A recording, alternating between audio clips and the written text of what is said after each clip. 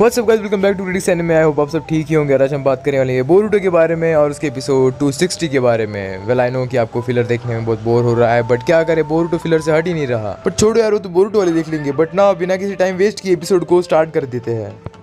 तो बच्चों का आने की स्टार्टिंग में बोरुटो और काकाशी दिखाए जाते हैं, जो कि बोरुटो काकाशी को हेल्प कर रहा होता है कुछ सामान लाने में, क्योंकि काकाशी की पीठ दुखती है। और बोरुटो कहता है कि ये हो गया क्या। दिन काकाशी कहता है कि नहीं, ये खा लो, हमें और भी सारा सामान लाना है, एनर्जी चाहिए ना दोस्त। सो बोरुटो कहता है कि काकाशी सेंसे अभी तक हमारा काम हुआ नहीं क्या, मतलब और कितना काम करना है। आपको समझ में नहीं आता क्या, छोटी बच्ची हो क्या, मैं होकागे का लड़का हूँ, इतना काम थोड़ी करते कोई बच्चे से। काकाशी सेंसे कहते हैं कि छोड़ो यार, आज का दिन देखो कितना अच्छा है, काम करने में तुम्हें मजा आएगा। तभी हम देखते हैं दो बुढ़े लड़ रहे होते हैं। तो बोरुटो को लगता है इनका झगड़ा सुलझाना चाहिए। तो काकाशी कहते हैं कि छोड़ो यार। बट बोरुटो कहता है कि तुम सच में प्रीवियस होकागे हो, मुझे तो नहीं लगता। काकाशी कहता है कि यार तुम्हें समझ में नहीं आता, फाइट चालू होना तो मेडिटेशन करना चाहिए, अच्छा लगता है। जब नारुतो और सासुके फाइट करते थे, मैं यही करता था, मेडिटेशन। तभी हम देखते हैं कि दोनों बुड्ढे के जो अपने पोते होते हैं वो आ जाते हैं और उन दोनों को रोक देते हैं, और इसी तरह से झगड़ा खत्म हो जाता है और एक पार्टी चली जाती है। और वो बुड्ढा और उसकी बेटी भी जाने वाली होती है। तभी बुड्ढा कहता है कि मैं उनको छोड़ूंगा नहीं, और बुड्ढा गलती से अपनी लकड़ी से काकाशी के चाय पर मार देता है, जिससे कि काकाशी की चाय काकाशी के मुंह पर चली जाती है।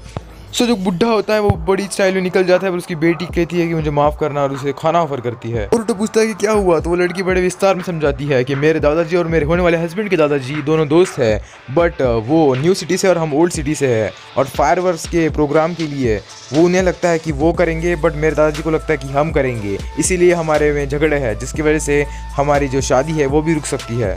वो कहती है मैं उसे बहुत पसंद करती हूँ और मैं नहीं चाहती कि हमारे ग्रैंडपा के चक्कर में हमारी शादी टूट जाए। देन काकाशी कहते हैं वाह, ये डम्पलिंग्स तो बहुत अच्छे हैं, टेस्टी है, चलो अभी थोड़ी सी बुक पढ़ ली जाए। और वो बुक पढ़ने लग जाता है। देन बोरुटो कहता है कि ये कैसे हो तुम, इतनी खतरनाक प्रॉब्लम हुई है, तुम हेल्प भी नहीं कर रहे।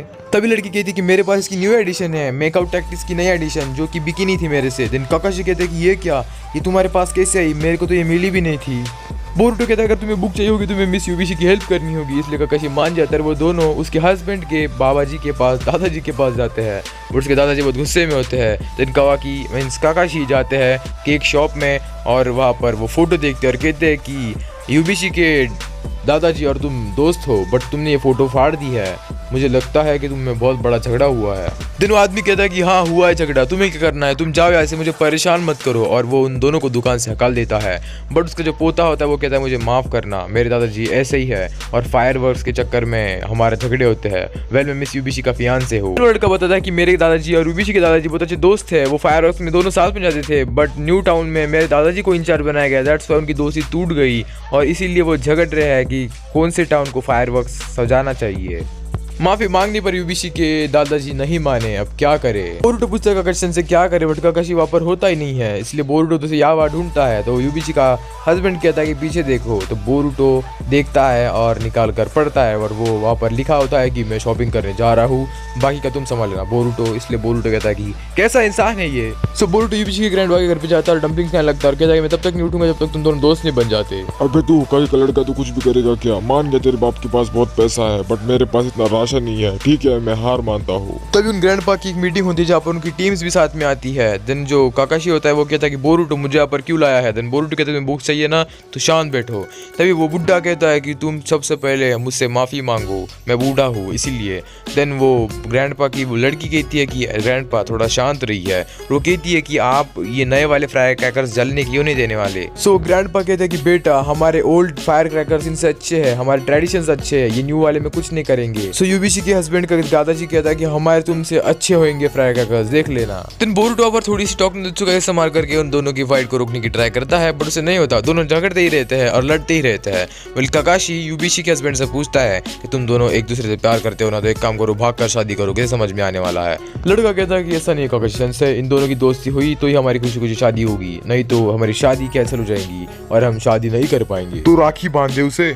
काकाशी कहता है कि अभी से यहीं पर सुलझाना होगा। वो दोनों कहते हैं कि दोनों के फायर क्रैकर्स की हम टेस्टिंग करेंगे, जिसके अच्छे होंगे उसके ही दिखाए जाएंगे। तो हम देखते हैं कि विलेज में वो सब आ जाते हैं एक ग्राउंड पर अपने फायर क्रैकर्स लेकर, और हम देखते काकाशी अपने बेस बदल कर उन फायर क्रैकर्स में कुछ हलचल करता है। एंड तभी वो लोग कहते हैं कि यह बंदा कौन है। वेल किसी को समझ में आता है ये काकाशी सेंस है, बट वो कहता है कि अच्छा लगेगा फायर क्रैकर्स देखने में। दिन रात होती है और सब फायर क्रैकर्स के लिए रेडी होते हैं। काकाशी सेंस भी अपना सामान लेके आ जाते हैं और कहते हैं कि चलो फायर क्रैकर्स देखेंगे। सब फायर क्रैकर्स देखने लगते हैं। सब फायर क्रैकर्स अच्छे होते हैं, बट जो एक टीम होती है वो दूसरी टीम वालों को चिढ़ाती है और दूसरी टीम होती है वो अपोजिट टीम वालों को चिढ़ाती है और कहती है कि कितने बकवास फायर क्रैकर्स है, और सब लोग एक दूसरे को चिढ़ाने लगते हैं। बट काकाशी सेंस ने इन दोनों के फायर क्रैकर्स को एक्सचेंज कर दिया होता है, एंड जब वो लास्ट में उनके जो फायर क्रैकर्स के सिंबल्स ऊपर उड़ते हैं तब उनको समझता है कि हमारा फायर क्रैकर्स ये नहीं अपोजिट वाला है। वेल ये देखकर लोगों को लगता है कि हम तो अपने ही फायर क्रैकर्स को ही मजाक उड़ा रहे थे। वो लोग कहते हैं कि हम चिढ़ाने में इतने व्यस्त थे कि हमें समझ भी नहीं आया कि इतना कितना सुंदर माहौल चल रहा था। वेल इतना सब होने के बाद हम लास्ट में घर में देखते हैं कि ग्रैंडपा और दूसरा भी ग्रैंडपा दोनों एक जगह पर होते हैं और वो झगड़ रहे होते हैं, बट लास्ट में वो दोनों दोस्त बन जाते हैं और कहते हैं कि माफ़ करना, जो भी करेंगे साथ में करेंगे। उसके बाद हम देखते हैं काकाशी के पीठ पर बोरुटो मसाज कर रहा होता है क्योंकि काकाशी बूढ़ा हो गया। उसकी पीठ दुखती है सामान उठाते उठाते, और बोरुटो कहता है कि तुमने सब ठीक कर दिया Kakashi sensei, I love you, और मुझे लगता है कि हमारा ये वाला मिशन कामयाब हो गया, अब अच्छा लगता है। इसी के साथ बोरुटो खत्म हो जाता है, एपिसोड खत्म हो जाता है और इन दोनों की शादी हो जाती है। और शादी में बुढ़ा भी रो रहा होता है और दूसरा वाला बुढ़ा भी रो रहा होता है, बट मेन थिंग इनकी शादी हो गई, यही इंपॉर्टेंट है हमारे लिए। वेल एपिसोड खत्म होता है, टाटा बाय बाय।